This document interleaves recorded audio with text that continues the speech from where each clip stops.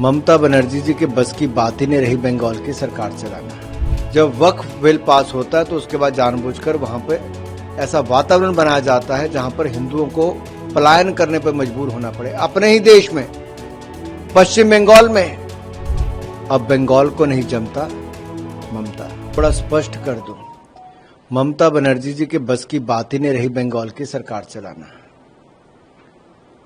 बांग्लादेशी घुसपैठियों को शरण मिलती है, रोहिंग्या मुसलमानों को शरण मिलती है, फर्जी आधार कार्ड बनाए जाते हैं और धार्मिक आधार पर राज्य में हिंदू मुसलमानों को बांटने का काम वहां पे किया जाता है।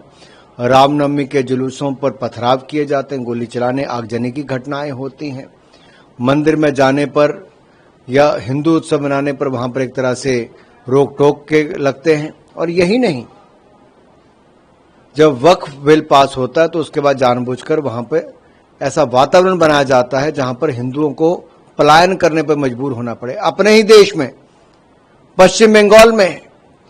उस पश्चिम बंगाल की धरती पर जहां देश के ऐसे महानायकों ने जन्म लिया, स्वामी विवेकानंद हो, रविंद्रनाथ टैगोर हो, श्यामा प्रसाद मुखर्जी हो, अनेकों अनेक ऐसे जिन्होंने देश के लिए अपना जीवन बलिदान कर दिया, देश को बनाने का काम किया। आज उसी धरती पर ऐसा वातावरण ममता बनर्जी जी की सरकार ने कर दिया। अब बंगाल को नहीं जमता ममता। सर, एक अंतिम सवाल है। समाजवादी पार्टी के नेता है अखिलेश यादव, उन्होंने कहा है कि जो कुंभ था वो रिलीजियस कुंभ नहीं था, वो पॉलिटिकल कुंभ था। खुद को प्रधानमंत्री का चेहरा योगी आदित्यनाथ प्रेजेंट करने वाले थे। बात यह है, अगर ये राजनीतिक कुंभ था तो अखिलेश जी कहां डुबकी लगाने गए थे? अखिलेश जी गए थे ना डुबकी लगाने? क्यों गए थे? ये वो लोग हैं जिन्होंने कोविड के टाइम पे कहा कि हिंदुस्तान के बने कोविड वैक्सीन को मत लगाओ। तो सवाल खड़ा होता है कि राहुल जी, अखिलेश जी, ये जो लोग कोविड वैक्सीन और हिंदुस्तान की ताकत पर प्रश्न चिन्ह खड़ा करते रहे, आज ये दुनिया का सबसे बड़ा आयोजन जब महाकुंभ में हुआ तो फिर दोनों ने वही किया। पहले कोविड वैक्सीन पर प्रश्न चिन्ह खड़ा किया, अब कुंभ के समय भी प्रश्न चिन्ह खड़ा करते हैं।